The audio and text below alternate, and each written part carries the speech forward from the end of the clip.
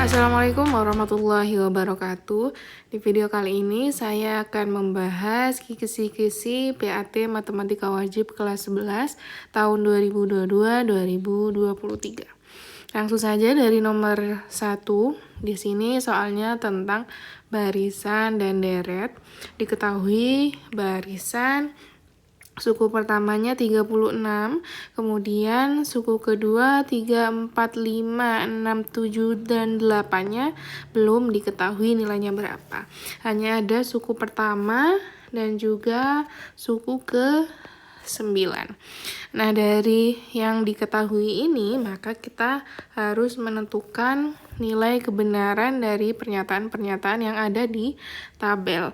Nah, kita mulai dari pernyataan yang pertama. Barisan tersebut merupakan barisan aritmetika. Nah, barisan itu kan ada dua, ada geometri, ada juga aritmatika. Nah, kalau geometri itu dari satu suku ke suku lain, dia dibagi atau dikalikan bilangan tertentu yang biasanya kita sebut rasio. Nah, kalau misalkan kita lihat di sini, suku pertamanya dia kan 36, suku ke-9-nya adalah -4, maka kalau misalkan kita andaikan dia sebagai barisan geometri, maka dari 36 ini dikalikan 1, 2, 3, 4, 5, 6, 7, 8. Nah, 8 kali bilangan atau rasio, misalkan kita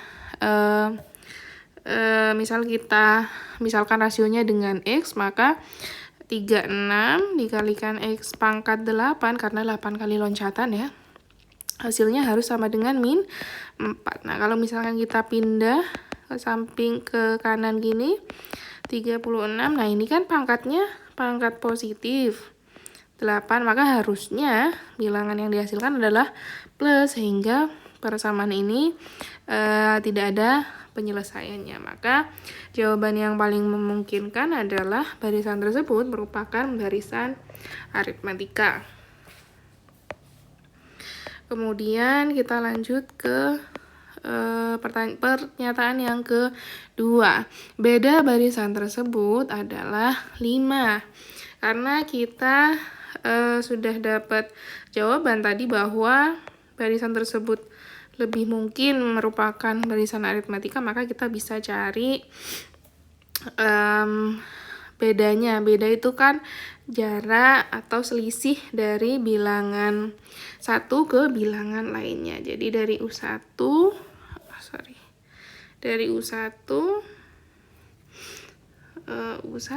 ke U9.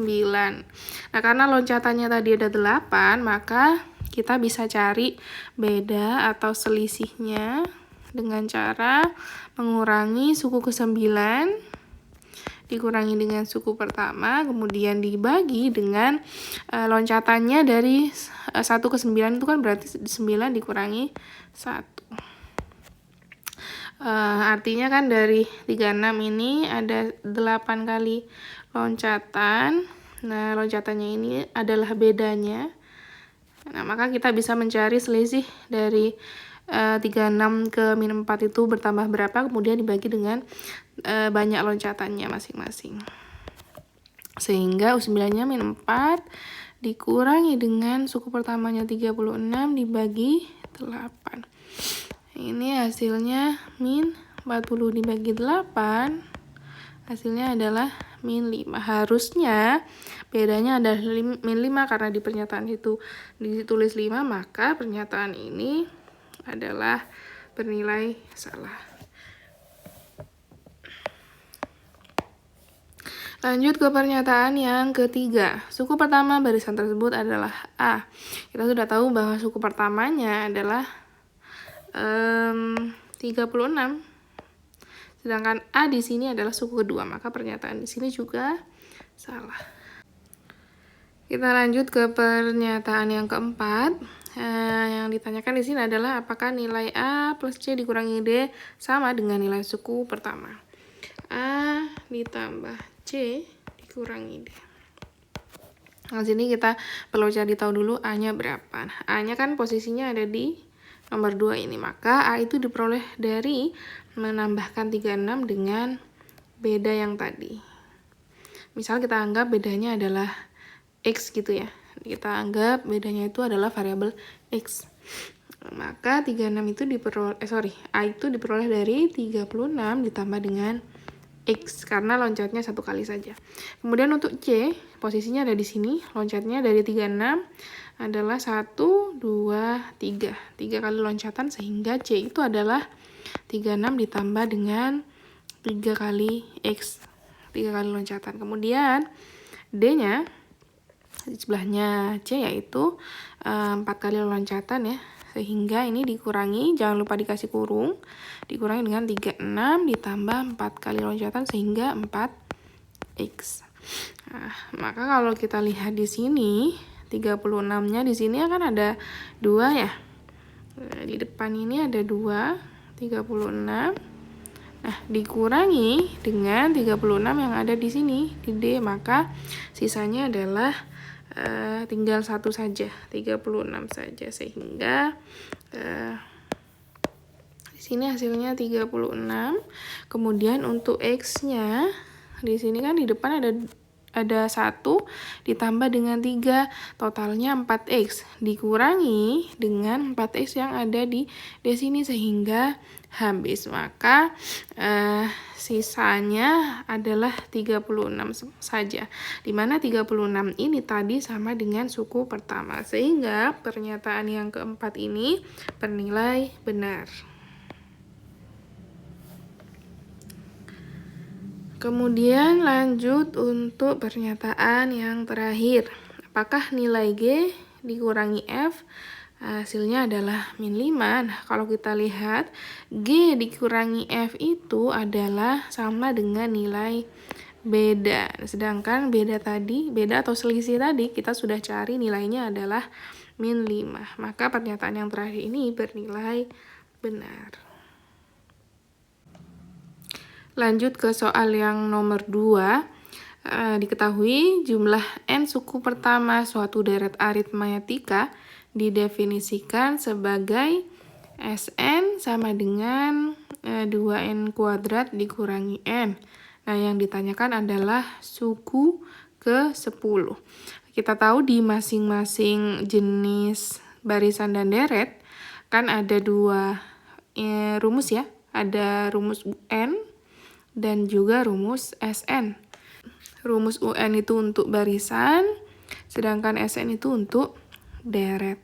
Nah, hubungan antara UN dan SN itu, UN-nya bisa diperoleh dengan mengurangi SN dikurangi dengan SN min 1. Sehingga kalau yang dicari adalah U10, maka kita bisa mengurangi S10 dengan S9. Tinggal dicari saja ya, S10-nya. Berarti N-nya kita ganti dengan 10 semua. 2 dikali 10 pangkat 2 dikurangi dengan 10. 10 pangkat 2, 100 dikali 2, 200 dikurangi 10. Hasilnya adalah 190. Kemudian S9-nya, maka kita ganti N-nya dengan 9 semua. 2 dikali 9 kuadrat dikurangi dengan 9. 9 kuadrat 81. 81 dikali 2, 162 dikurangi 9, hasilnya adalah 153. Sehingga U10-nya kita masukkan di sini S10 190 dikurangi dengan 153, hasilnya adalah 37. Jawabannya adalah yang D. Lanjut ke nomor 3, di sini ada sebuah soal cerita. Ada bola yang dijatuhkan dari ketinggian 300 cm. Kemudian setiap kali memantul naik, tingginya adalah 60% dari tinggi sebelumnya. Bola tersebut dipantulkan hingga berhenti. Nah, pernyataan A, B, C, D itu yang mana yang bernilai benar? Maka kita coba cari dari pernyataan yang pertama. Pada pantulan pertama, tinggi bola tersebut adalah 180. Nah, dia bolanya kan misalkan di sini, maka dijatuhkan dengan ketinggian 300 cm. Nah, ketika memantul sekali, sesuai dengan yang diketahui, tingginya adalah 60% dari tinggi sebelumnya. Tinggi sebelumnya adalah 300, maka kita kalikan saja 60% atau 60/100 ya, dikalikan dengan 300. Habis 6 kali 3, 18. Hasilnya 180, maka pernyataan yang A ini bernilai benar. Kemudian pernyataan yang B. Pada pantulan pertama, tinggi bola adalah 3/5 kali dari tinggi sebelumnya. Nah, di soal tadi sudah dijelaskan bahwa tinggi setiap pantulan itu 60% dari tinggi sebelumnya. Maka kita tinggal disederhanakan saja. 60% itu kan 60/100. Kalau misalkan kita sederhanakan, 0 dicoret, 6/10 sama-sama dibagi 2, hasilnya adalah 3/5. Maka betul bahwa tinggi bola yang baru adalah 3/5 kali dari tinggi sebelumnya, sehingga pernyataan B ini bernilai benar. Kemudian pernyataan yang C, total jarak yang ditempuh bola hingga berhenti dapat dicari dengan rumus deret geometri. Ingat bahwa rumus deret geometri itu ada 2. Rumus deret geometri biasa, SN biasa gitu ya. Dan juga ada yang kedua yaitu deret geometri tak hingga. Nah, ketika yang ditanyakan adalah hingga bola dipantulkan itu sampai berhenti, maka harusnya yang dipakai adalah deret geometri tak hingga. Maka yang C ini pernyataannya bernilai salah. Kemudian untuk pernyataan yang D, total jarak yang ditempuh bola hingga berhenti adalah 1.200. Maka kita lihat kembali gambar yang tadi. Setelah memantul naik, maka dia akan turun lagi. Kemudian memantul lagi, turun, dan seterusnya sampai berhenti. Nah, kalau kita perhatikan di sini ada 2 lintasan ya, 2 garis. Yang pertama ketika dia memantul naik, kemudian lintasan ketika dia turun ke permukaan lagi. Nah, maka kita sendirikan dulu yang 300 cm ini. 300 cm ditambah dengan, nah ini untuk yang naik dan turun kita bisa hitung 2 kalinya saja ya, 2 kali. Nah, untuk A-nya kita kan pakai rumus S tak hingga ya, karena dia yang ditanyakan adalah sampai berhenti pantulannya, sehingga kita pakai rumus air, yaitu A dibagi 1 dikurangi R, di mana A-nya adalah suku pertama, kemudian R-nya adalah rasionya. Suku pertamanya itu apa ya? Yang ini, pantulan yang ini, pertama ini tadi kita kan sudah hitung, yaitu tingginya adalah 180. 180 kemudian dibagi dengan 1 dikurangi rasionya. Kita tahu bahwa tadi setiap memantul itu kan 3/5 ya. Maka di sini kita masukkan 3/5. Ini S tak hingganya. 300 ditambah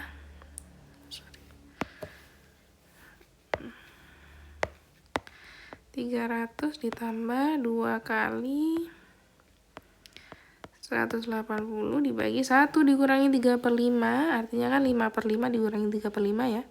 Hasilnya adalah 2/5. Nah, ini bisa kita balik. 2 kali 180, nah yang bawah kita balik menjadi 5/2. Ini bisa dicoret.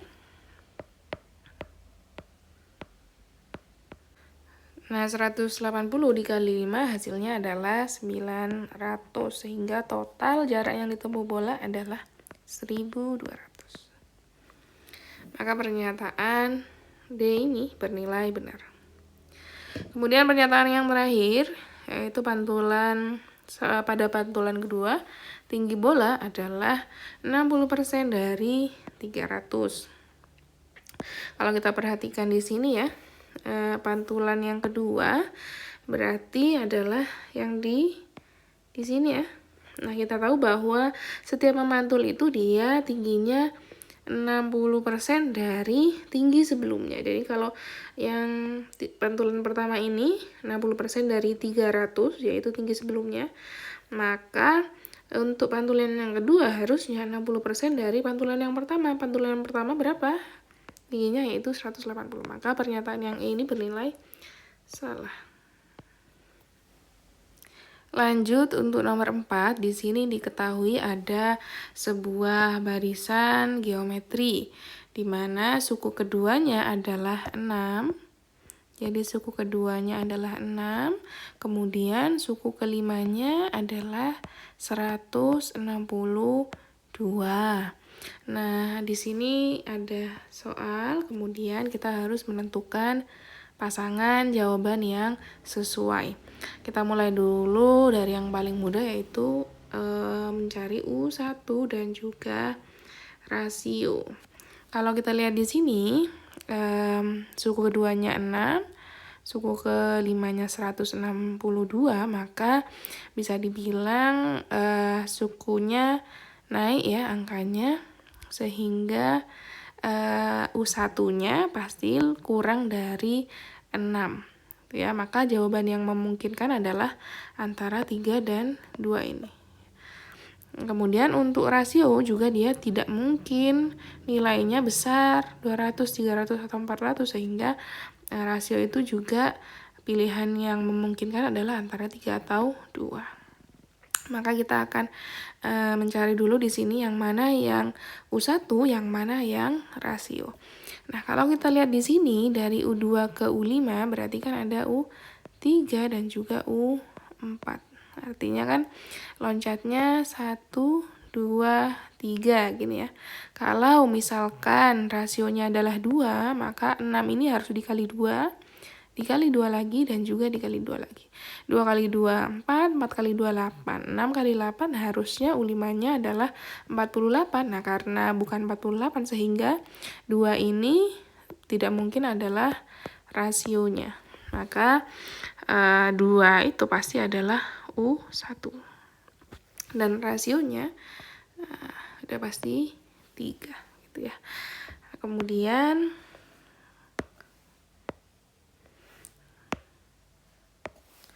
ini udah jelas 3 ya. Nanti bisa dibuktikan sendiri dengan menghitungnya. Kemudian kita cari pasangan jawaban untuk soal yang lain.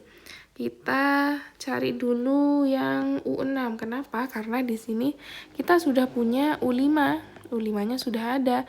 Dan rasionya kita sudah temukan, rasionya adalah 3. Sehingga untuk mencari U6, tinggal dikalikan saja 162 dikalikan dengan 3. 162 kali 3, 6. 486. Sehingga U6 pasangannya adalah 486. Nah, antara U4 plus U5 atau U6 dikurangi U5, yang mana yang mau dicari? Karena kita sudah punya U6 tadi, U6 sudah ada ya, yang barusan kita cari, kemudian U5-nya juga sudah ada, maka kita cari saja yang U6 dikurangi U5. U6-nya 486, U5-nya adalah 162, maka hasilnya adalah 324. Karena ini jawabannya sudah ada, sehingga U4 plus U5-nya sudah pasti yang terakhir, yaitu 216. Lanjut ke soal nomor 5. Di sini ada soal cerita. Sebuah perusahaan multi penjualan mempunyai 2 orang anggota generasi pertama. Untuk mencari anggota generasi berikutnya, maka setiap orang wajib mencari 2 orang lain sebagai anggota baru. Sehingga generasi keduanya nanti akan ada sebanyak 4 orang. Begitu juga seterusnya. Nah, dari cerita yang diketahui itu kita akan menentukan nilai kebenaran dari 5 pernyataan yang ada. Nah, kalau misalkan kita ilustrasikan dulu gitu ya. Misalkan ini adalah orang untuk generasi pertama, ada 2 orang ya. Nah, 1 orang ini nyari 2 orang lain. Ini juga nyari 2 orang. Nah, maka ketika generasi 1 orangnya ada 2, generasi 2 orangnya ada 4, generasi 3 orangnya ada 8. Maka ini ya berdua kali lipat jumlahnya dari sebelumnya untuk setiap generasi. Nah, karena rasionya 2 ya, dikali 2, maka tidak mungkin dia adalah barisan aritmatika, harusnya adalah barisan geometri, sehingga pernyataan yang pertama ini bernilai salah. Kemudian pernyataan yang kedua, jika saat ini ada 6 generasi, maka jumlah anggota seluruh generasi perusahaan tersebut melebihi 120. Nah, ingat kita punya 2 rumus ya, rumus UN dan juga SN. Nah, UN ini kita pakai untuk mencari nilai masing-masing suku. Jadi orang di tiap generasi itu nilainya berapa, ada berapa banyak gitu. Jadi misalkan generasi 1 kita carinya pakai U1. Generasi 2 kita pakai U2. Generasi 3 kita cari pakai U3 dan seterusnya. Tetapi untuk mencari jumlah keseluruhan, kita bukan pakai rumus UN, tapi pakai rumus yang SN, yaitu A dikali R pangkat N dikurangi 1 dibagi dengan R min 1. Dimana A-nya adalah suku pertama, R-nya adalah rasio. Suku pertama tadi maksudnya adalah jumlah orang di generasi pertama ya, jumlahnya ada 2. Kemudian R-nya juga ini karena dari suku 1 ke suku berikutnya dikali 2, maka R-nya adalah 2. Nah, karena kita mau mencari apakah ketika generasinya ada 6, jumlahnya lebih dari 20, maka kita coba cari yang S6 ya. Sehingga di sini 2 pangkat 6 dikurangi dengan 1. Dibagi dengan 2 dikurangi 1. Kemudian 2 dikali 2 pangkat 6 itu adalah 64 dikurangi 1, kemudian yang bawah 2 dikurangi 1. 2 dikurangi 1 kan 1 ya. Maka kita tulis saja di sini 1, atau tidak ditulis juga tidak apa-apa. Nah, 64 dikurangi 1 itu adalah 63. Satunya tidak perlu ditulis lagi yang bawah. Nah, sehingga 2 kali 63 hasilnya adalah 126. Maka pernyataan kedua bernilai benar karena setelah generasi ke-6 itu jumlah keseluruhannya akan ada sebanyak 126 orang. Untuk pernyataan yang ketiga, total keseluruhan anggota setelah ada N generasi adalah 2 kali 2 pangkat N-1. Karena di sini pernyataannya adalah total keseluruhan, maka rumusnya pakai yang tadi SN tadi ya. Nah, kalau kita masukkan A dan R-nya, SN ini kan akan menjadi A-nya kita ganti 2, R-nya kita ganti 2 karena rasionya tadi 2, N-nya tidak perlu diganti. Kemudian yang bawah 2 dikurangi 1, hasilnya 1 tidak perlu ditulis lagi ya. 2 kali 2 pangkat N min 1. Maka betul bahwa rumus ini adalah rumus untuk mencari total keseluruhan anggota perusahaan. Cocok ya, 2 kali 2 pangkat N min 1. Maka nilainya adalah benar. Kemudian pernyataan yang keempat, anggota generasi kelima adalah 64. Maka kita bisa cari dari di sini ya. Anggota generasi ketiga kan 8. 8 kali 2, 16. Ini generasi keempat, Kemudian generasi kelimanya harusnya adalah 32. Maka untuk pernyataan keempat ini dia bernilai salah. Nah, untuk pernyataan yang terakhir, rumus total keseluruhan anggota perusahaan diperoleh dari rumus barisan geometri. Nah, ingat bahwa rumus barisan geometri itu adalah rumus UN, sedangkan kalau mencari total keseluruhan tadi kita pakainya rumus SN, maka pernyataan ini bernilai salah. Lanjut ke soal nomor 6. Di sini soalnya tentang limit fungsi. Nah, karena di bawah ada bentuk akar, maka kita bisa kerjakan dengan cara mengalihkan dengan faktor sekawan ya. Lim X mendekati 4, X pangkat 2 min 16 dibagi akar X min 2. Nah, karena yang bawah adalah akar X min 2, maka sekawannya adalah akar X plus 2.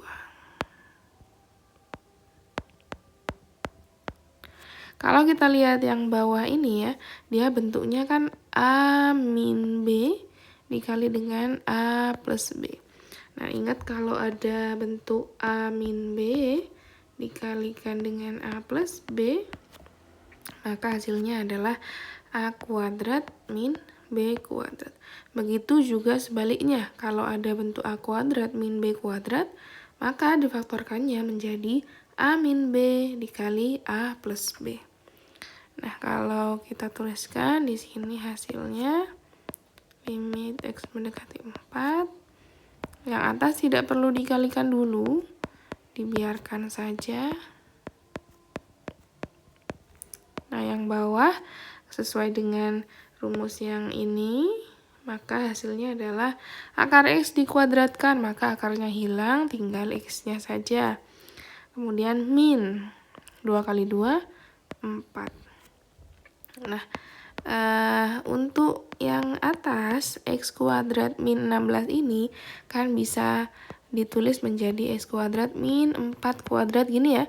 Nah, ini bentuknya juga A kuadrat min B kuadrat. Ini difaktorkannya menjadi A min B A plus B, berarti X min 4 dikali X plus 4.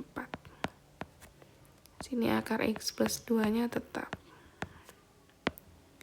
Nah, yang bawah juga X min 4. Karena ada yang sama atas dan bawah, kita coret. Nah, setelah dicoret, maka kita bisa memasukkan 4-nya ke dalam X ya. X-nya diganti 4 semua, jadi 4 ditambah 4 dikalikan dengan akar 4 ditambah 2. 4 tambah 4, 8 dikali akar 4 itu 2 ditambah 2, 4 ya. Hasilnya adalah 32. Jawabannya adalah, oh ini harusnya ada E ya. E harusnya 32. Jawabannya adalah yang E. Lanjut soal nomor 7. Di sini soalnya juga masih sama tentang limit. Limit X mendekati 7 dari X kuadrat min 49 dibagi X min 7. Nah, kalau kita masukkan 7 di sini kan dia hasilnya 0/0, maka harus dipakai metode lainnya ya. Nah, kalau kita lihat yang atas X kuadrat min 49 itu kan bisa ditulis dalam bentuk 7 kuadrat ya.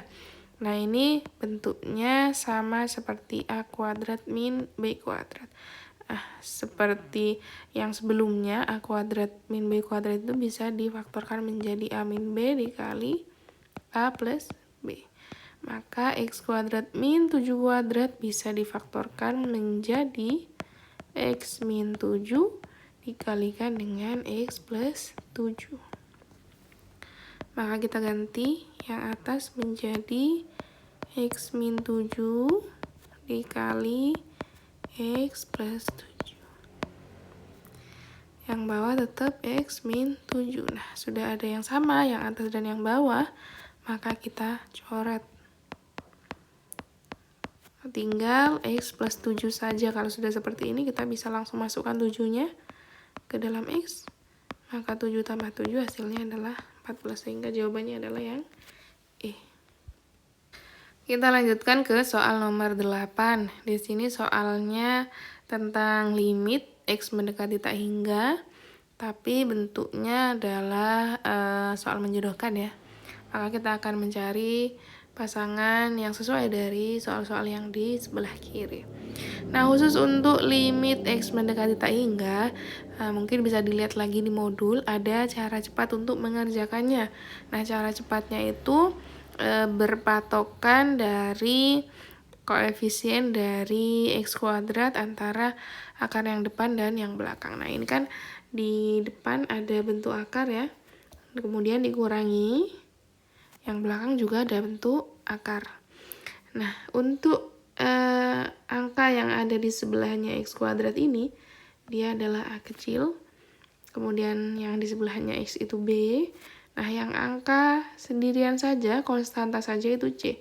Nah, C ini tidak akan kita pakai, tidak berguna ya, jadi diabaikan saja. Nah, untuk akar yang belakang, yang di sebelahnya X kuadrat itu P, yang di sebelahnya X itu adalah Q, dan yang konstanta atau angka saja itu adalah R. Nah, ini juga tidak akan kita pakai, diabaikan saja. Nah, ketika A-nya sama dengan P, ini ya A itu 16, P-nya itu juga 16 di soal yang pertama ini. Maka untuk mencari solusinya kita bisa pakai rumus B dikurangi Q dibagi dengan 2 kali akar A, itu ya. Maka kita bisa cari solusinya ini dengan B-nya 10 ya. 10 kemudian dikurangi dengan Q-nya adalah min 6. Hati-hati kalau misalkan min-nya tetap harus ditulis. Kemudian dibagi dengan 2 dikali akar A-nya tadi 16. Sehingga 10 min 6. Totalnya adalah 16. Kemudian 2 kali akar 16 itu kan 4 ya. 2 kali 4 8. 16 dibagi 8 hasilnya adalah 2. Maka untuk soal yang pertama ini dia hasilnya adalah 2. Kemudian untuk limit X tak hingga mendekati tak hingga yang kedua, nah ini kan bentuknya berbeda nih dengan yang atas, maka kita bisa kalikan dulu kurung yang depan ini dengan kurung yang belakang, karena kita butuh A dan P-nya. Untuk patokannya tadi kan A dan P ya. Kalau misalkan maaf tadi maksudnya bukan A dan B ya, tapi A sama dengan P. Jadi 16 yang tadi sama dengan 16 yang belakang ya. Kemudian untuk yang kedua, karena A-nya belum ada, P-nya belum ada, kita cari dengan cara mengalihkan yang ada X-nya dua-duanya, yaitu 3X dan juga 5X. Kita kalikan, hasilnya adalah 15X kuadrat. Nah, yang depan itu A-nya adalah 15. Kemudian yang di setelahnya min ini, kan ada 2X nih, ini kita kalikan dengan 5X juga. 2 kali 5, 10. 10X kuadrat. Maka P-nya di sini adalah 10. Karena A-nya lebih besar dari P, maka jawabannya ini pasti adalah plus tak hingga. Ini ya jawabannya. Nah, kemudian untuk yang ketiga juga sama. Kita kalikan dulu karena di sini juga tidak ada X kuadrat kan ya. Kita kalikan dulu ini dengan yang ini. Min 2 kali 3 min 6X kuadrat, sehingga A-nya adalah min 6. Nah, kemudian ini X-nya dikalikan, tidak perlu dikalikan dengan 3 karena 3 kali X kan 3X. Tidak ada X kuadratnya, padahal kita butuh X kuadratnya. Maka kita kalikan dengan yang belakangnya, yaitu min 4X. X dikali min 4X hasilnya adalah min 4X kuadrat. Ini adalah P-nya. Kemudian dibandingkan. Min 6 sama min 4 itu kan lebih besar min 4 ya. Kalau misalkan P-nya yang lebih besar atau A-nya kurang dari P gitu, maka hasilnya adalah min tak hingga. Sehingga yang 3 ini jawabannya adalah min tak hingga. Kemudian untuk limit X mendekati tak hingga yang keempat, di sini A-nya adalah 9, P-nya adalah 9 juga, maka kita bisa pakai rumus yang tadi, B min Q dibagi 2 akar A. Nah, untuk B-nya yang mana? B-nya tadi kan di sampingnya X ya, yang akar sebelah depan. Di sini B, nah karena konstantanya tidak ada, maka C-nya berarti 0 ya. Tidak usah dicari juga karena kan kita tidak butuh C-nya. Nah, untuk akar yang sebelah belakang sini, min 7 kan tidak ada variabelnya, maka ini pasti R, bukan Q. Q-nya kemana? Kalau tidak ada berarti Q-nya sama dengan 0. Tinggal kita cari di sini ya. B min Q, B-nya 8, Q-nya tidak ada berarti 0, tidak usah ditulis, dibagi dengan 2 dikali akar A-nya tadi adalah 9, 8 dibagi akar 9 itu kan 3 dikali 2 hasilnya adalah 6. Ini disederhanakan hasilnya adalah 4/3, sama-sama dibagi 2. Hasilnya adalah 4/3. Karena semuanya sudah ada pasangan, sehingga yang terakhir ini pasti pasangannya adalah min 2. Kita lanjutkan ke nomor 9. Di sini juga sama, bentuk soalnya adalah menjodohkan. Soalnya juga tentang limit X mendekati tak hingga, cuman yang ini bentuknya pecahan. Yang atas dan juga yang bawah dia berbentuk polinomial gitu ya. Nah, untuk menyelesaikan bentuk soal seperti ini juga ada cara cepatnya. Caranya adalah pertama kita harus mencari dulu pangkat tertinggi yang ada di pembilang dan juga yang ada di penyebut. Kita mulai dari yang pertama dulu.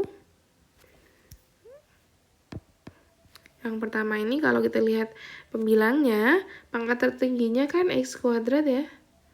Kemudian yang bawah hanya ada 1, 3X kuadrat. Nah, karena sama-sama X kuadrat, yang atas X kuadrat, yang bawah juga X kuadrat, maka solusinya adalah tinggal mencari koefisiennya masing-masing saja. Yang atas ini kan koefisiennya 1 ya, maka di sini kita tulis 1, yang bawah koefisiennya adalah 3, sehingga jawabannya adalah 1/3.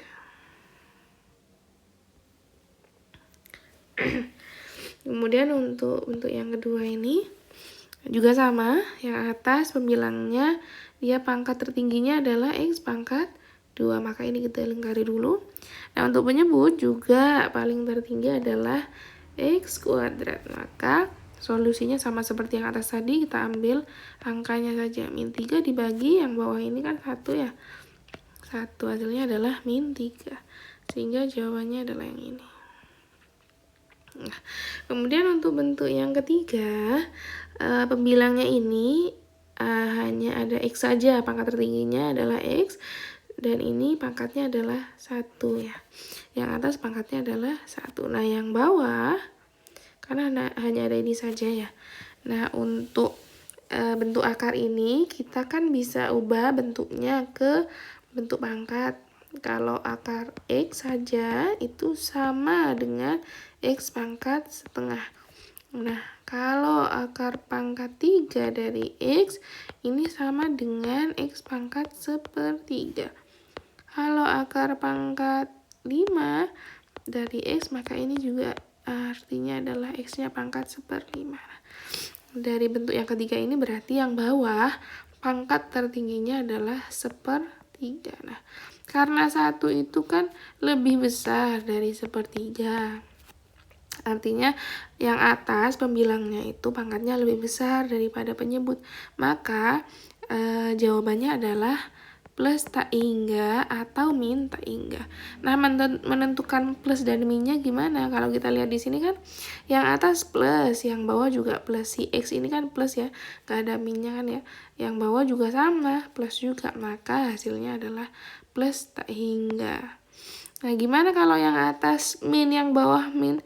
Karena tandanya sama, walaupun min ya, tapi sama-sama min, maka hasilnya atau jawabannya juga plus tak hingga.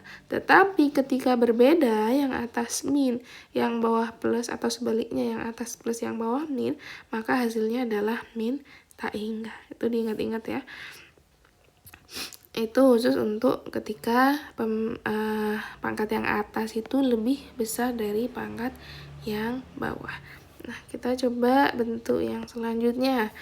Yang atas pangkatnya adalah hanya ada ini saja ya, yang satunya kan konstanta saja.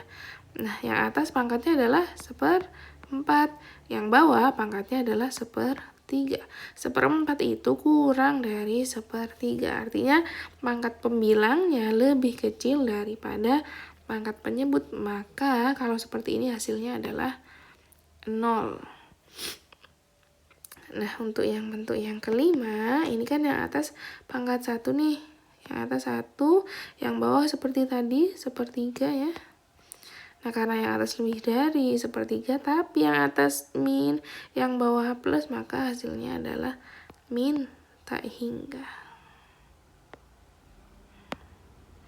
Jadi ada 3 kemungkinan ya, misalkan pangkat yang pembilangnya kita misalkan dengan M, pangkat tertinggi penyebutnya kita misalkan dengan N.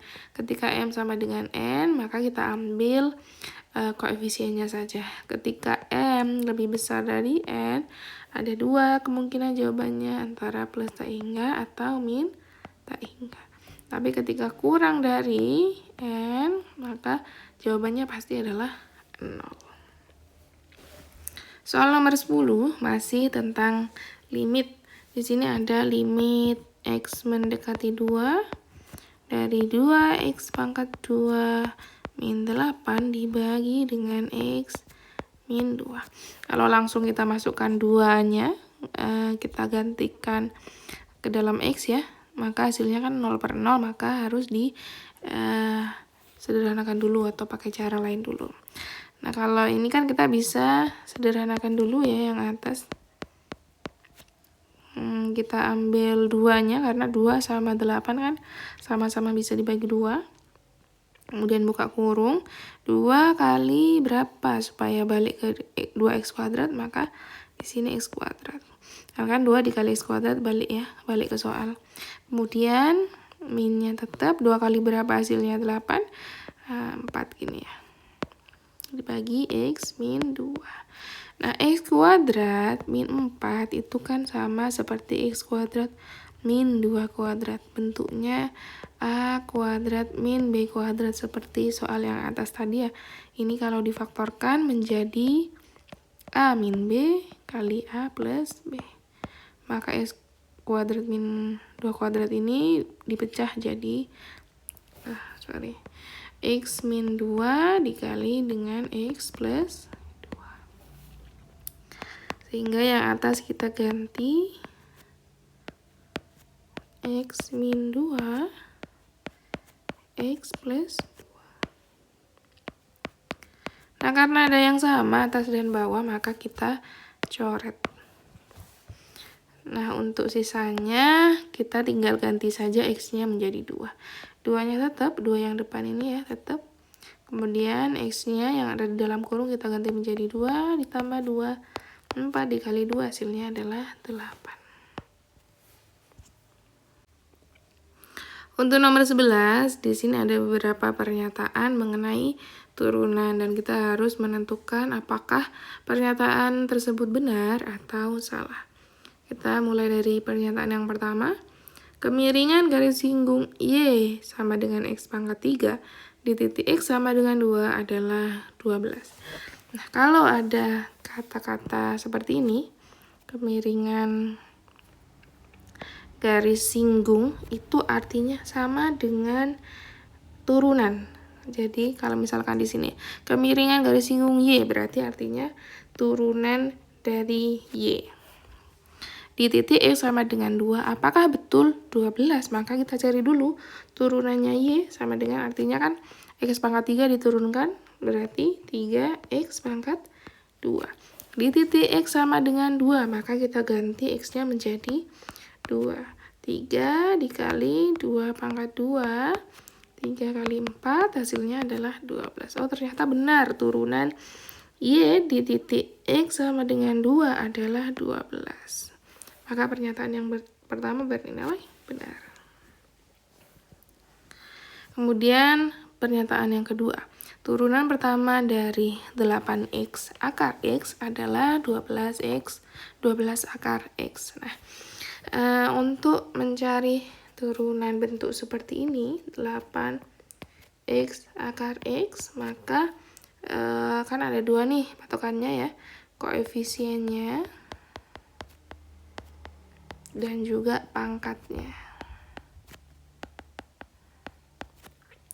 Nah, ini pangkat sebelum diturunkan.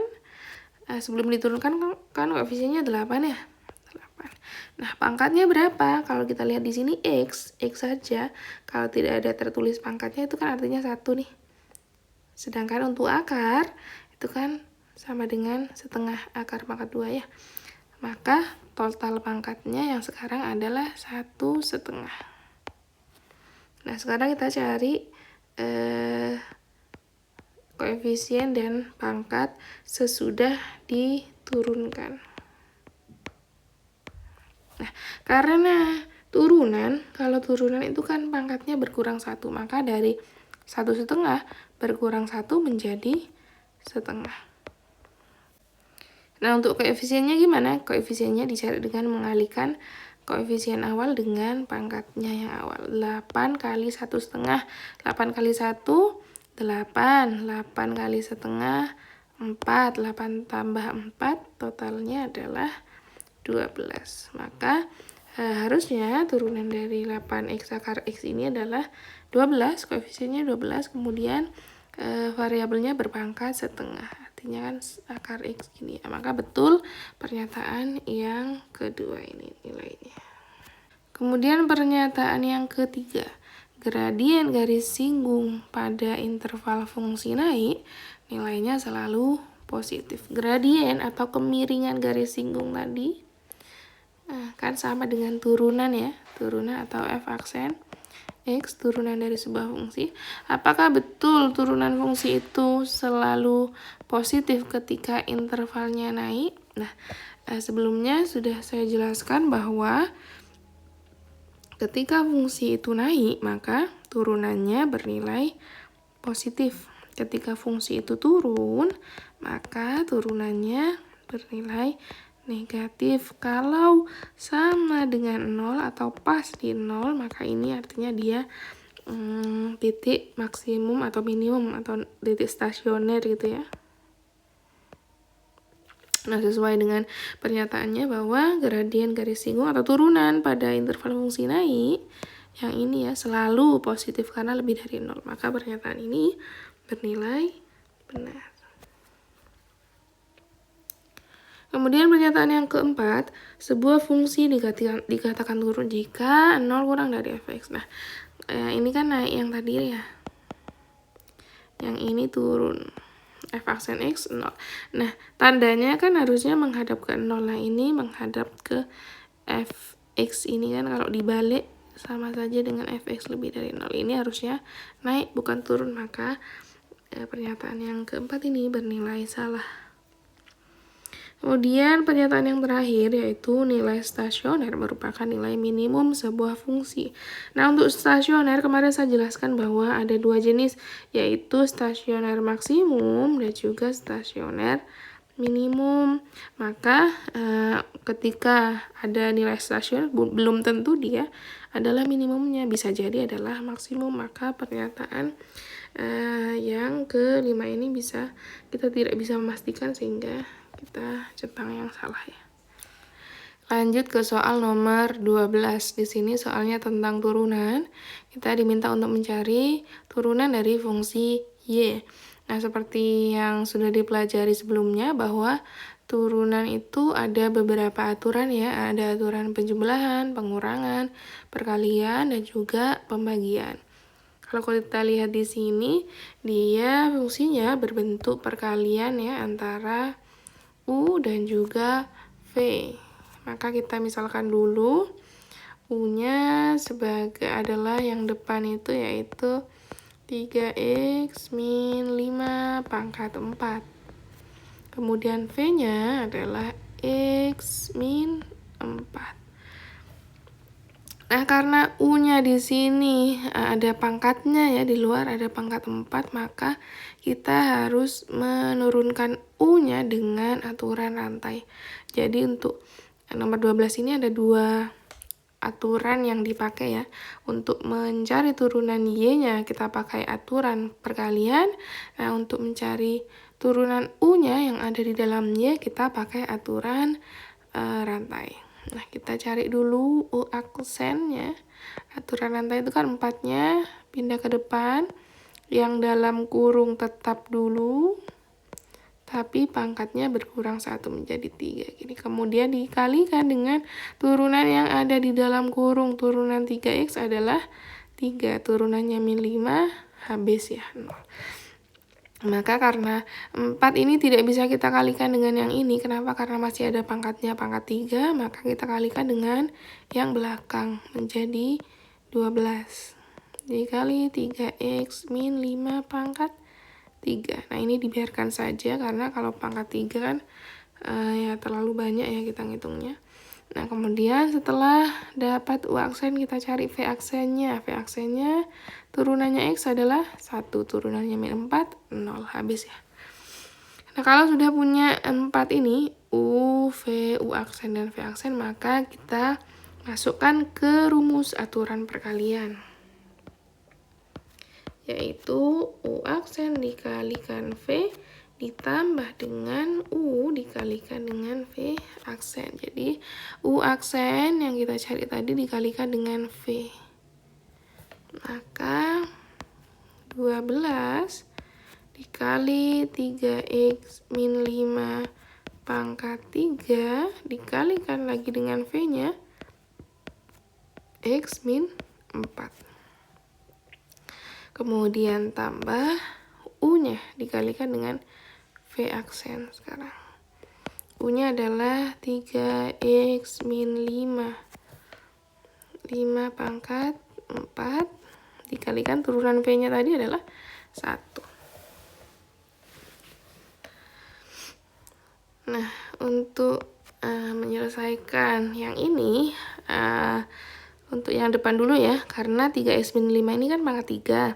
Maka kita tidak bisa mengalikannya dengan 12. Sehingga yang bisa dikalikan adalah si 12-nya ini dengan x min 4. 12 dikali x, 12x ya. Kemudian 12 dikali min 4, min 48. Kita kasih kurung. Kemudian 3x min 5-nya kita biarkan. Nah, yang belakang ini tetap pangkat 4. Nah,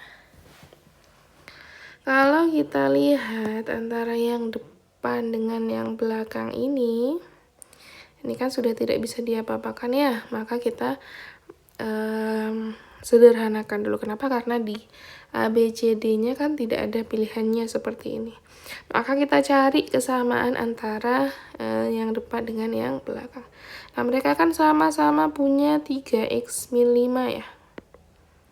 Yang di depan ini ada sebanyak 3 karena pangkat 3. Nah, yang belakang ada sebanyak 4. Maka kita ambil yang kecil saja. Yang paling kecil yaitu si 3-nya. Sehingga di sini sama dengan kita ambil yang sama itu kita taruh di depan. 3x min 5 pangkat 3. Kemudian kita buka kurung. Kita taruh di dalam kurung yang terakhir ini adalah sisa-sisa yang belum terambil. Nah, kita lihat bagian yang depan dulu. 3x min 5 pangkat 3 tadi kan sudah keambil ini. Maka sisanya adalah 12x min 48. Ditambah dengan yang belakang tadi pangkat 4, tetapi pangkat 3 sudah terambil di depan sehingga tinggal 1 saja. Maka kita tulis 3x min 5. 3x min 5 pangkat 3. Nah, tinggal kita jumlahkan yang sisa-sisa tadi saja. 12 ditambah 3 hasilnya 15x, min 48 min 5 hasilnya adalah min 53. Maka jawabannya adalah yang C. Soal nomor 13 masih tentang turunan. Kita diminta untuk mencari turunan pertama dari F. Nah, untuk keterangan di sini dia harusnya min 4 ya. Ada ralat. Nah, tetapi ini hanya keterangan tambahan saja, jadi tidak diperlukan. Nah, untuk mencari turunannya ya tetap pakai aturan turunan yang ada. Aturan turunan kemarin kan ada beberapa ya, ada perkalian, pembagian. Nah, karena ini bentuknya pembagian maka kita pakai aturan turunan pembagian. Nah, untuk yang atas kita misalkan dengan U 3x min 2. Kemudian yang bawah penyebutnya kita misalkan dengan V. Kemudian kita cari turunannya masing-masing U dan V. U aksen, 3x itu diturunkan jadinya 3. Min 2 diturunkan habis. Nah, V aksen, X itu diturunkan jadi 1. 4 diturunkan habis ya. Nah, setelah itu kita cari turunan dari F. Pakai rumus aturan turunan pembagian, yaitu U aksen V dikurangi U V aksen dibagi dengan V kuadrat. U aksen dikalikan dengan V, maka 3 dikalikan dengan X plus 4. Dikurangi U-nya dikalikan V aksen. 3x min 2 dikali dengan 1. Dibagi dengan X plus 4 kuadrat. Kita kalikan yang atas, kali pelangi. 3 kali X hasilnya 3X. Kemudian 3 kali 4 hasilnya adalah plus ya, 12. Kemudian min kali 3X. Hasilnya min 3X. Min dikali min 2. Hasilnya adalah plus 2.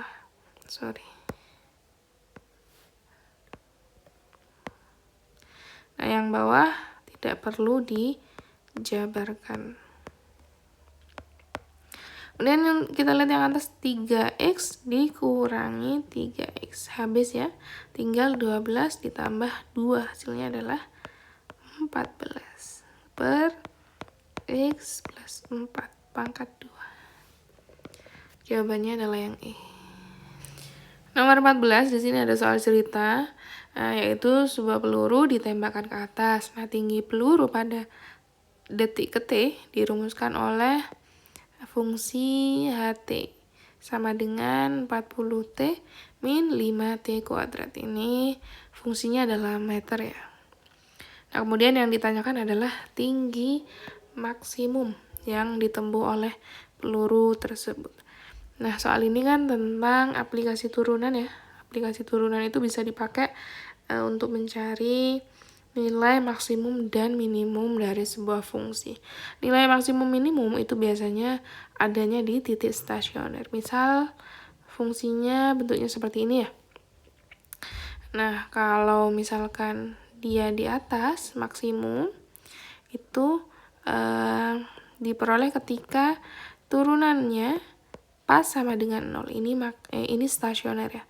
Nah, begitu juga ketika minimum. Ini diperoleh ketika turunannya pas sama dengan 0. Nah, kemungkinannya ada dua. Antara dia itu stasioner maksimum atau dia itu stasioner minimum. Nah, untuk mencari tinggi maksimum, maka kita perlu mencari turunannya dulu, kemudian kita sama dengankan dengan 0. Kita punya fungsinya adalah fungsi HT, maka kita mencari turunan H-nya. H aksen T, 40T diturunkan menjadi 40 ya. Kemudian min 5T kuadrat, 5 kali 2, min 5 kali 2, min 10 ya, min 10. T-nya sekarang pangkat 1 saja. Nah, turunan H ini kita sama dengankan dengan 0, 40 min 10T. Min 10-nya kita pindah ke kiri menjadi positif 10T. sama dengan 40. Nah, 10 dikali berapa hasilnya 40? Hasilnya adalah 4. Nah, kita ketemu T sama dengan 4. T itu tadi menunjukkan detik. Maka peluru ini tingginya mencapai maksimum ketika di detik ke-4. Nah, berapa tingginya? Kita masukkan lagi ke fungsi yang awal, yaitu fungsi HT. Maka kita cari H4. Ketika di detik ke-4 tingginya berapa sih? Nah, kita masukkan T-nya sama dengan 4. 40 dikali 4 dikurangi 5 dikali 4 kuadrat. 40 dikali 4, 160. Dikurangi 5 kali 16. 80 ya. Maka tingginya maksimumnya adalah 80.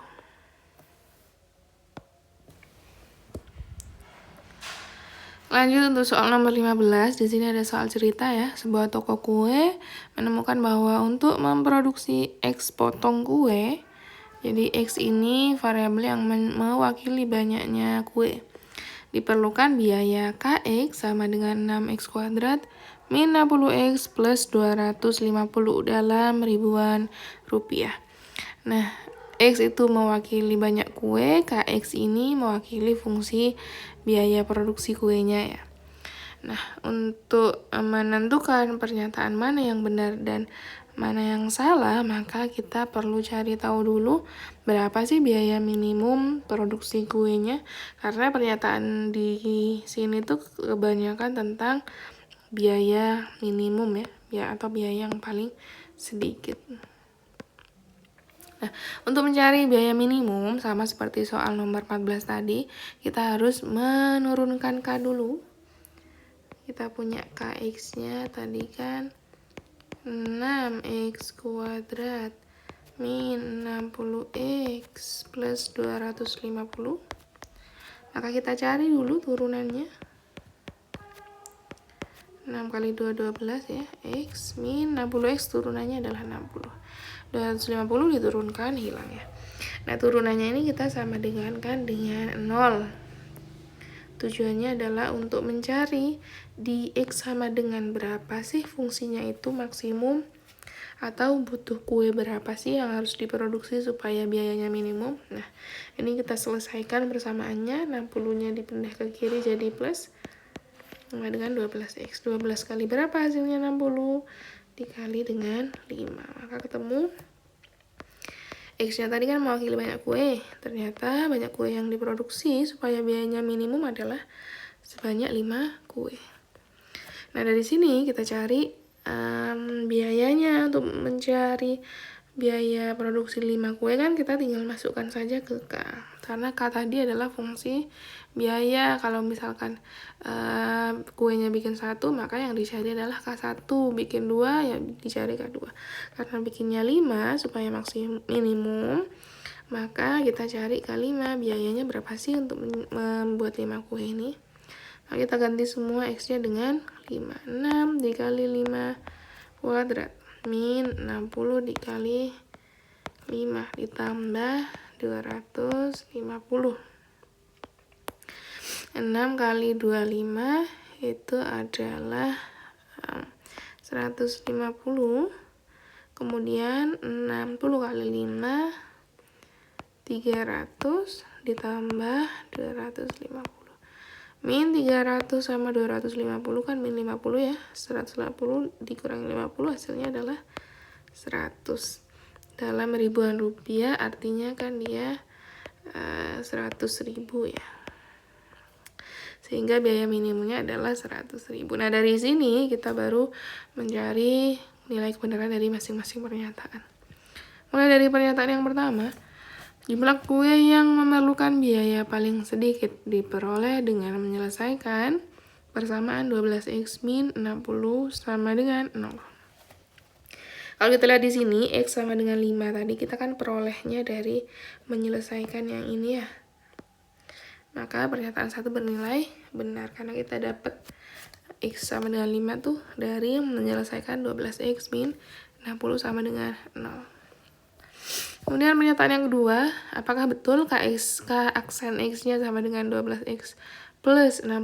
Nah, hati-hati di sini. Kalau kita lihat di sini kan tadi sudah kita cari turunannya. Harusnya 12x min 60. Maka pernyataan yang kedua itu bernilai salah. Kemudian pernyataan ketiga, biaya minimumnya adalah 100.000. Benar ya. Tadi kita sudah cari. Kemudian pernyataan yang keempat, biaya minimum diperoleh dengan mencari K5. Ini tadi kita cari K5-nya, berarti ini juga benar. Pernyataan yang terakhir, banyak kue yang perlu diproduksi agar biaya yang dikeluarkan paling minimum adalah 6 kue, bernilai salah karena kita tadi nemunya harusnya 5 kue. Nomor 16, di sini diketahui ada 3 fungsi. Yang pertama yaitu S, kemudian yang kedua V, dan juga yang ketiga adalah A ya. Nah, di pernyataan-pernyataan yang perlu kita tentukan kebenarannya ini, dia tentang hubungan antara 3 fungsi itu. Jadi hubungannya antara S, V, dan A. Nah, hubungannya ada kaitannya dengan turunan dan juga integral. Di modul sudah ada ya. Nah, untuk rumusnya ada 2 yang perlu diingat. Yang pertama, V itu diperoleh dengan mencari turunan pertama dari S. Ini rumus yang pertama. Kemudian rumus yang kedua, A itu diperoleh dengan mencari turunan kedua dari S. S double aksen gitu ya. Atau bisa juga dengan mencari turunan pertama dari V. Kalau yang diketahui S, maka untuk mencari A-nya diturunkan, S-nya diturunkan 2 kali. Nah, kalau misalkan yang diketahui ternyata V, maka untuk mencari A ya diturunkan sekali saja V-nya. Nah, misalkan fungsi S itu ya, kita turunkan, dia akan menjadi S aksen. Kalau S aksen ini diturunkan lagi, dia akan menjadi S double aksen. Gimana kalau misalkan kita mau kembalikan lagi ke awal? Ini kalau dikembalikan lagi pakai integral. Karena integral itu kan kebalikan dari turunan atau anti turunan. Ini juga sama. Kalau dikembalikan ke atas maka harus pakai integral. Nah, dari 2 rumus ini kita akan menentukan nilai kebenaran dari masing-masing pernyataan. Kita mulai dari pernyataan yang pertama. Jika diketahui V, maka S ditentukan dengan mengintegralkan V. Kita lihat rumus yang pertama. V itu dia kan sama dengan S aksen. Nah, S aksen supaya kembali ke S kita harus mengintegralkan. Mengintegralkan S aksen berarti kan sama-sama mengintegralkan V. Nah, integral V di sini, integral S tadi, S aksen tadi ini kan integralnya akan kembali ke fungsi awal yaitu S. Nah, maka betul bahwa S itu diperoleh dengan mengintegralkan si V-nya. Maka pernyataan yang pertama bernilai benar. Pernyataan yang kedua, turunan dari fungsi S menghasilkan fungsi V. Ya, disesuai dengan rumus yang pertama ya, turunan pertama S sama dengan V. Maka yang kedua ini bernilai benar. Kemudian pernyataan yang ketiga, integral dari S merupakan fungsi A. Nah, rumus yang kedua ini kalau kita lihat A itu bukan dari integralnya S, tapi turunan keduanya dari S. Maka pernyataan yang ketiga ini bernilai salah. Kemudian pernyataan yang keempat, turunan kedua S menghasilkan fungsi A. Di sini ya, turunan kedua S itu sama dengan A. Maka benar. Kemudian pernyataan yang terakhir, turunan pertama A menghasilkan fungsi T. Nah, di sini kan dia rumusnya dua-duanya tidak ada yang menuliskan tentang turunan A. Nah, itu pun kalau misalkan A ini diturunkan ya, maka ya ini sama dengan turunan ketiga dari S atau turunan kedua dari V. Dia tidak menghasilkan fungsi V, maka pernyataan yang terakhir ini bernilai salah. Lanjut ke soal nomor 17. Di sini soalnya tentang integral ya, cuman dia bentuknya adalah bentuk menjodohkan. Nah, sebelum kalian mencari satu-satu, nah akan lebih baik kalau pertama kalian kelompokkan dulu si soal ini ya. Soal kan ada 5 nih. Kita cari yang pangkatnya sama. Misalkan seperti yang nomor 1 dan juga 5. Ini kan dia sama-sama pangkat 4 ya. Ini juga pangkat min 4 harusnya. Nah, kemudian yang mana lagi? Ada nomor 3 dan 4. Dia sama-sama akar pangkat 3. Nah, kalau sudah dikelompokkan seperti ini, kita lihat ya nomor 1 dan nomor 5 dulu. Nah, karena pangkat awalnya min 4, kalau integral itu kan pangkatnya naik 1. Berarti min 4 ditambah 1, min 3. Maka hasilnya pasti berpangkat min 3. Maka kita lihat di jawaban yang memungkinkan adalah antara yang ini atau yang ini ya. Itu ya nomor 1 dan 5. Kemudian untuk yang akar tadi, karena akar ya, kalau diintegralkan itu kan bertambah 1, jadinya akarnya pasti akan tetap ada, sehingga jawabannya yang memungkinkan adalah yang 2 ini. Nah, maka yang soal nomor 2 ini, yang kedua ini ya, sudah pasti jawabannya adalah yang ini. Kemudian kita cari coba yang nomor 1 dan nomor 5. Kita ambil salah satu saja. Misalkan yang ke-1 ya. X pangkat min 4 kan kalau diintegralkan hasilnya sudah jelas X pangkat min 3. Nah, yang bermasalah adalah si koefisiennya saja. Koefisiennya didapat dari 3 koefisien awal, 3 dibagi dengan pangkatnya. Pangkatnya kan min 4 nih awalnya. Karena diintegralkan berarti bertambah 1. 3 dibagi min 4 tambah 1 min 3. Maka hasilnya adalah min 1. Sehingga jawabannya adalah yang koefisiennya adalah min 1. Jawabannya adalah yang ini. Sehingga yang kelima ini sudah pasti jawabannya adalah yang atas. Nah, untuk 3 dan 4, yang ketiga dan keempat, kita ambil salah satu saja. Misalkan yang keempat, misalkan ya, si X ini kan akar pangkat 3 nih. Kalau kita konversi ke bentuk pangkat, artinya kan X ini berpangkat 1/3. Pangkat 1/3 awalnya, kemudian koefisiennya di awal ini kan tidak ada, artinya 1 ya. Ini sebelum, ini sesudah integral. Nah, karena diintegralkan, maka pangkatnya kan bertambah 1. 1 tambah 1/3 kan jadinya 1/3 atau 4/3 ya. Nah, maka koefisiennya ini adalah kebalikan dari 4/3, yaitu 3/4. Sehingga cari yang jawabannya itu punya koefisien 3/4. Maka jawabannya adalah yang ini. Nah, gimana dengan yang nomor 4? Kalau misalkan kita pakai cara yang sama ya, pangkatnya, koefisiennya, kemudian sebelum dan sesudah. Nah, pangkatnya kan sama kayak nomor 4 tadi tuh, 1/3. Kalau diintegralkan naik 1 menjadi 1/3 atau 4/3. Nah, koefisien awal adalah 1/3, kan ada pertiganya nih di bawah. Maka untuk koefisien yang baru, yang dari pangkat ini 4/3 kita balik dulu, 3/4 dikalikan dengan koefisien yang awal 1/3, sehingga hasilnya adalah 1/4. Maka benar jawabannya adalah yang ini.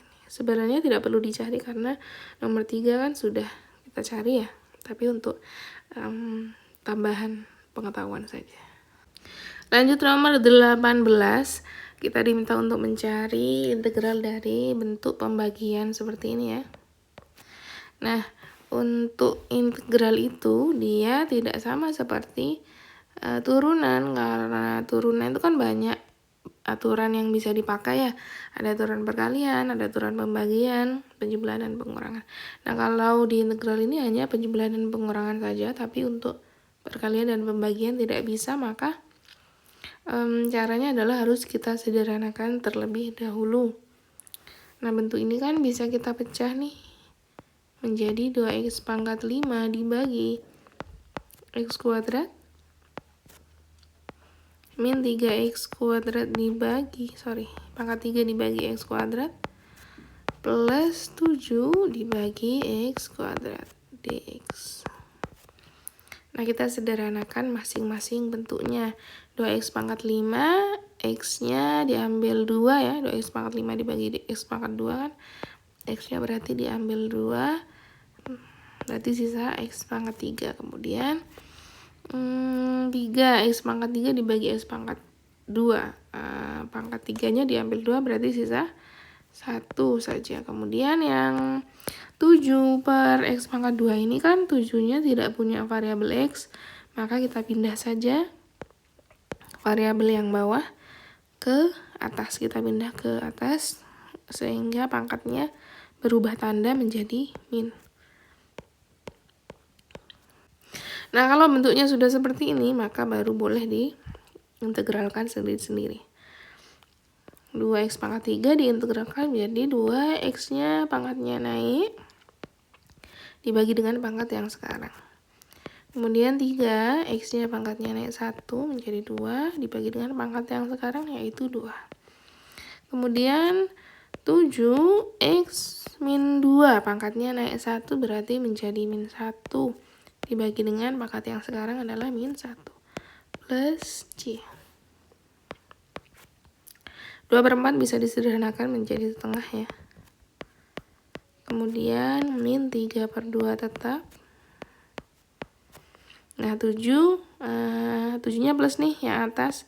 Kemudian yang bawah ada minnya, maka menjadi min 7 x pangkat min 1-nya kita kembalikan lagi ke bawah. Menjadi x-nya pangkatnya berubah plus jadinya x pangkat 1 atau tidak usah ditulis pangkatnya ya. Plus c. Sehingga jawabannya adalah yang C. Soal nomor 19, ini juga tentang integral ya, tapi bentuknya adalah perkalian. Nah, seperti yang saya katakan tadi, dia tidak ada aturan perkalian, maka kita harus kalikan dulu. 2x dikalikan dengan 2x plus 5 dikalikan dengan x min 4. Kali pelangi ya, 2x dikalikan x dulu, 2x kuadrat.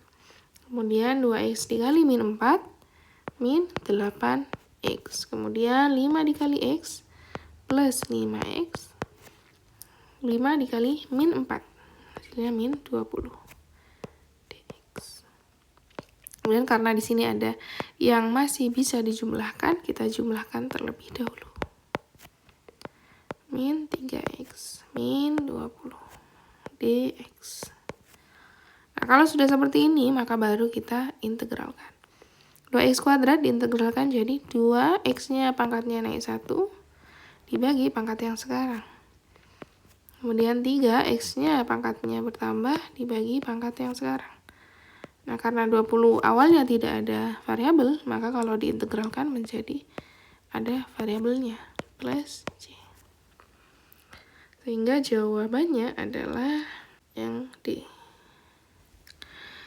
Untuk soal yang nomor terakhir, diminta untuk mencari integral dari akar pangkat 3 dari x.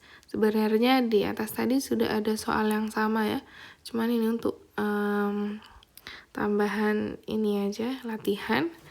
Nah, untuk mencari yang bentuknya akar-akar seperti ini, maka pertama harus diganti dulu akarnya menjadi bentuk pangkat. Jadi akar diubah dulu ke bentuk pangkat.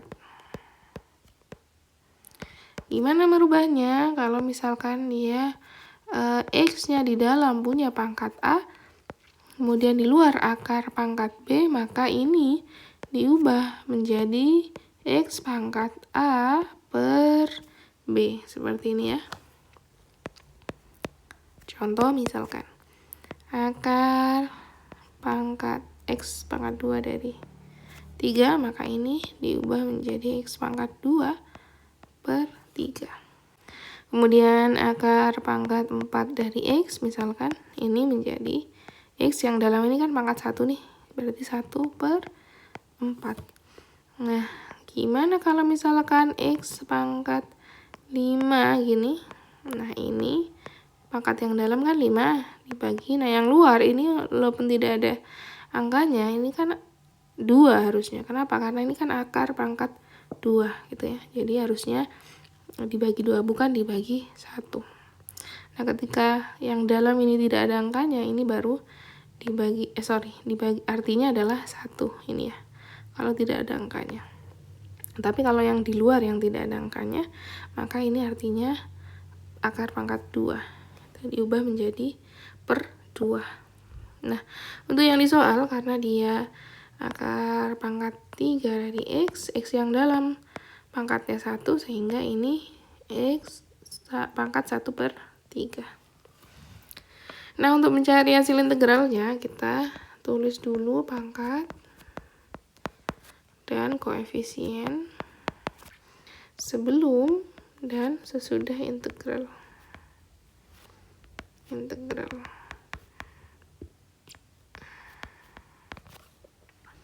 Pangkatnya sebelum integral kan sepertiga ya, sepertiga. Nah, kalau diintegralkan itu pangkatnya bertambah 1, sehingga sesudah integral pangkatnya menjadi 1/3, atau 1/3 itu kan sama saja dengan 4/3. Koefisien yang awal karena tidak ada ini angkanya berarti 1 kan ya. Nah, koefisien baru itu bisa diambil dari yang ini, kita balik menjadi 3/4. 3/4 kali 1 tetap ya 3/4.